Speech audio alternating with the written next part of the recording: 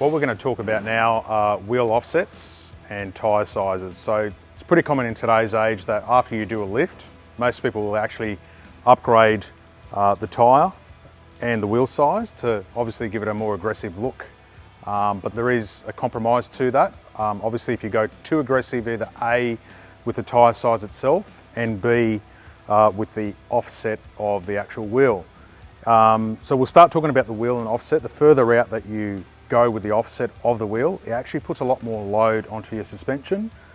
So for example, going from a factory offset to a very, very aggressive, maybe even a zero or negative offset, it'll be chalk and cheese between the ride. So you're pretty much preloading and putting a lot of load on that suspension, and your shocks are working really, really hard to try and control all that movement, because you are actually moving that mass away from the body. Now onto the tyre. So we've got a huge selection of tyres, obviously, for our modern four-wheel drives and the older ones. The question is what you do choose and what it actually means it's going to do to your ride. So typically your most comfortable tyre is a highway terrain, which usually comes standard with current utes and four-wheel drives.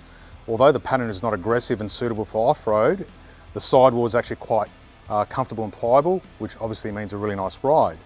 Then you enter an all-terrain like we've got on here. Obviously the pattern is a little bit more aggressive to cater for off-road, sand, rock and so forth.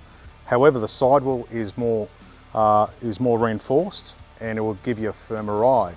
And then you enter like the mud terrain, which we're running currently on the D-Max. Very aggressive tyre, very, very hardy. However, it'll give you a very, very firm ride based off the thickness and the strength in the wall of the tyre. So just consider what you're going to choose, how far the offset's going to go and what type of tyre that you use to control the ride of your vehicle.